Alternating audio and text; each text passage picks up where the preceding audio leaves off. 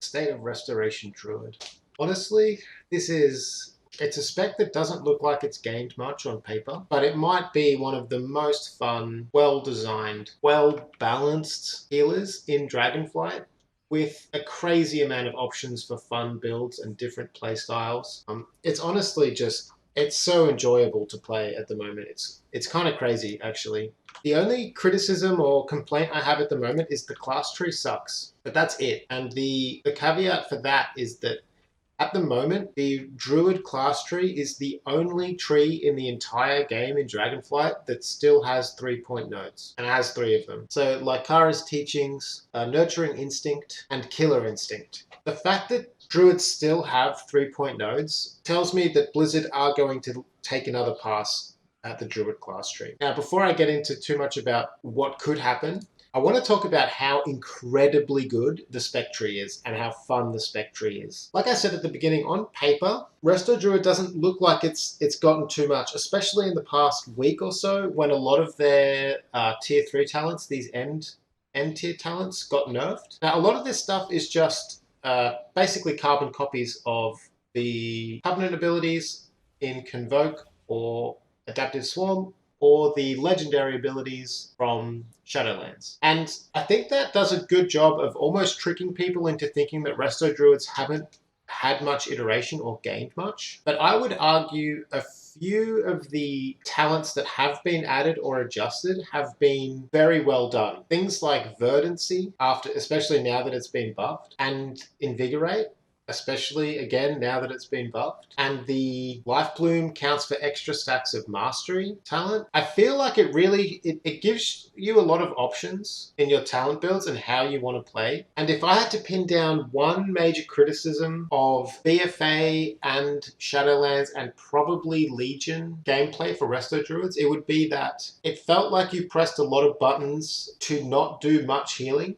And then as soon as you needed to move health bars, all you really ended up doing was spamming regrowth. And for a hot healer, I felt that sort of dynamic was lacking in that I applied a lot of hots, but still the lion's share of my throughput was always regrowth spam. And early on in the beta, that probably would have been my criticism for Resto Druids as well. But in the last couple of weeks, the last few passes of the class tree, I think have really turned that dynamic around, especially in small scale content. The talents you can now take to buff your Lifebloom and then take things like Invigorate and Rampant Growth and things, the synergy for Lifebloom with the talents available feels incredibly good in dungeons. I think in Raid, you're generally still going to be getting most of your throughput from just rejuves and wild growth. But in small scale content, the ways in which you can leverage Lifebloom are very powerful right now and very strong. You can have Lifebloom on 2 targets. You can cause it to increase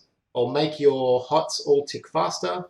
You can make it spread your regrowth hots on 3 targets per cast. You can make it proc Verdancy, which does an absolutely insane amount of healing at the moment. This talent, if you spec into all the Lifebloom nodes and you are leveraging your Lifeblooms, this talent can do insane amounts of healing. Up until last week, Verdancy, it looks like was bugged in that the tooltip makes you think that it heals 3 separate targets, but up until last week, it actually was able to proc 3 heals on 1 person, and it's smart healed. So it did an excellent job of spot healing your party, like quite often, especially with the Lifebloom nodes. As of, I believe, the last beta build, it now heals 3 separate targets. It can't, at least for my testing from earlier today and yesterday, it can't heal the same person 3 times, but it doesn't mean it's a bad talent. Verdancy, in my opinion, is kind of crazy. 180% spell power healing every time Lifebloom blooms on 3 targets. It's really fun gameplay, honestly. Also being able to regrowth a target that isn't affected by Lifebloom and then having the hot portion of regrowth duplicate onto both of your Lifebloom targets. That wasn't working until last week, and now that it is, it feels like you can maintain a lot of hots on a lot of targets for not much maintenance. I'll also say that Invigorate is this is my kind of talent. I love having the ability to do some seriously strong single target healing without having to spam regrowth. Unfortunately, at the moment, Invigorate doesn't work with Verdant Infusion, which I was really kind of hoping it would, but if it did, it would probably be way too overpowered. At the moment, if you Swiftmand a target that has the Invigorated Lifebloom and Rejuve ticking on them, it refreshes it with a normal Lifebloom instead of the one that's ticking 200% faster. That could be a bug. It's not that big a deal at the moment. Both of these talents, Verdant Infusion and Invigorate, are so strong on their own, but having them not synergize in that kind of what would probably be a ridiculously broken interaction is fine. It also means that you can take Flourish without feeling too bad. As far as the spec talent tree overall goes, it's a very loaded tree. You have so many options. Like there are probably, I think, more points in the final tier for Resto Druid than there is for any other healer. But it also is separated in ways that allows you to specialize in a certain area.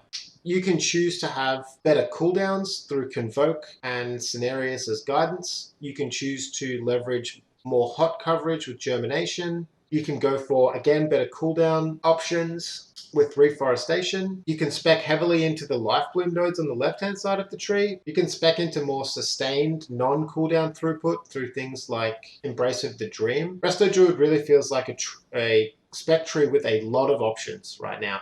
It works well, everything synergizes quite well. You can pick the way you would like to play, which I find really enjoyable. It does seem a little bit like a lot of these tier 3 talents are strictly inferior versions of their Shadowland original abilities. And while that is, I guess, technically true, being able to take many of them at the same time is just so insanely powerful. If last week's round of nerfs to these abilities didn't come through, Resto Druid throughput would be astronomically high right now. It's already pretty insane. The one talent I think was nerfed a little bit too much is Nurturing Dormancy. It's sad to see something get nerfed by 66% or whatever it has been. And at the moment, I know it's only 1 point, but like I said, because you have so many options in the final row or the final tier of talents, even something like Nurturing Dormancy that looks still quite good, 3-second extension for probably most of your rejuvenations. It has such fierce competition from other talents that it feels a little weak at the moment. I would say the same thing for Adaptive Swarm, and actually Circle of Life and Death as well. The fact that most people would take Circle of Life and Death to make their healing over time effects expire in 15% less time, whereas having Lifebloom on yourself with photosynthesis effectively does the same thing, especially with Undergrowth, so that you can have 2 Lifeblooms out. It makes something like Circle of Life and Death more difficult to take. I wouldn't really say that that's too much of a criticism. Like I said, the competition for this final tier of talents is very high and it feels quite good. And I could see myself playing Resto Druid in Dragonflight with multiple builds for different dungeons. For one dungeon, I might want more sustained throughput or spread throughput. For another one, I might want more stacked throughput. For another one, I might want more cooldown options or stronger cooldowns when I use them. And I have the flexibility as a Resto Druid to tailor make builds to take or leverage all of those things, which feels excellent. Now, like I said at the beginning of the video, the only thing that I really don't like about Resto Druid at the moment is the class tree. And I think it's going to get one more pass. And if it's an even halfway decent pass, Resto Druid could honestly be the best healer going in Dragonflight, in my opinion. Its synergy between its abilities is at an all-time high. Its options for different build variations is very, very high. It has excellent mana sustain, excellent cooldown options, excellent throughput. It has great utility. That utility at the moment is a little bit limited, like I said, because of the class tree. The main issues I have with the class tree is that Interrupt is gated behind effectively feral talents. And for a class tree for a class with 4 different specs in it, I really expected more pathing options. The fact that you can start off on the right-hand side of the tree if you did want to play a Resto Druid and do your damage in dungeons as a boomkin rather than a cat, then you would start off on the right-hand side of the tree, but that means you cannot actually get to the left-hand side of the capstones, which feels horrible. And vice versa. If you wanted to play a cat or feral focused class tree to do your damage in cat form in dungeons as a healer, and you started on the left hand side of the tree, you can't get to the right hand capstone. Having other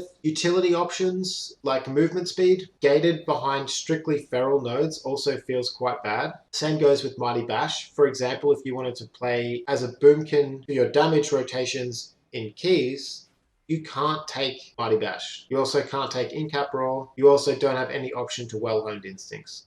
Unless you forego this whole side of the tree that has most of the, what you would say is the boomkin options, like the extra range, Hibernate, Typhoon, Cyclone. The kind of utility you might want in some dungeons excludes you from getting other utility. That's the main complaint I have for the class tree. I think the talents themselves are actually quite good.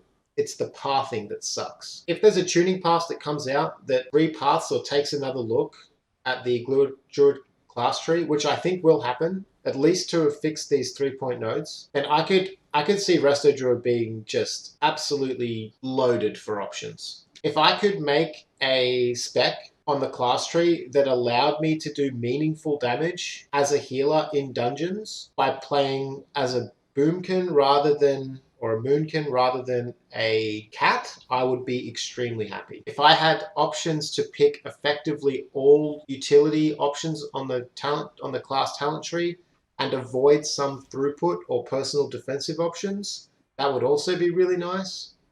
At the moment in beta, Resto Druid is the only class tree that really lacks damage options. You talent into your damage abilities, but you don't have options to talent into making them do more damage like all other healers have. So at the moment, at least in beta, Resto Druid damage in dungeons is quite low. It's especially low for moonkins. It's not great for cats at the moment, but again, I can see that changing, especially as tuning continues. I think the overall direction Blizzard has taken by allowing Resto Druids to focus on smaller scale content healing through Lifebloom, specifically with the mastery bonuses, things like Verdancy, the double Lifebloom on Undergrowth, and the buff Lifebloom on Photosynthesis, and Budding Leaves, has just been a wonderful change, honestly.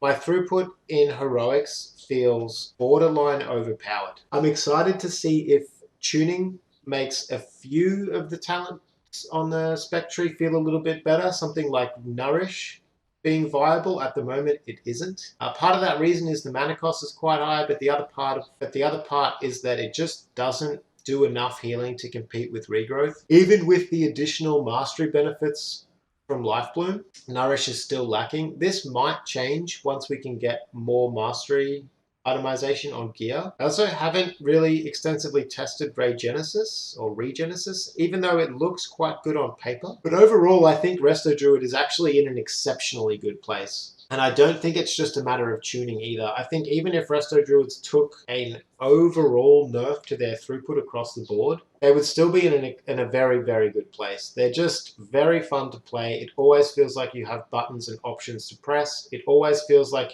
I could go into a dungeon with a slightly better or more specialized talent build once I had a better idea of what was going to be required, especially in Mythic Plus keys. And I think the classic Druid utility is still good. Battle Res, Cyclone, Hibernate, Typhoon, Stampeding Roar, still very strong. If changes come to the class tree that allow for things like being able to take Protector of the Pack and Nature's Vigil at the same time, I could see Resto Druid honestly just being the best, at least one of the most enjoyable and best healers in the game. In almost all situations. It has excellent raid options, excellent Mythic Plus options, excellent PvP options. Just a fantastic spec at the moment. I enjoyed playing Resto Druid much, much more than I thought I would have. And this is coming from the guy that played a little bit, like a couple of months of Resto Druid in Legion, Shadowlands, and BFA, but got a little bored with it each time. But I don't honestly see myself having that same problem going into Dragonflight.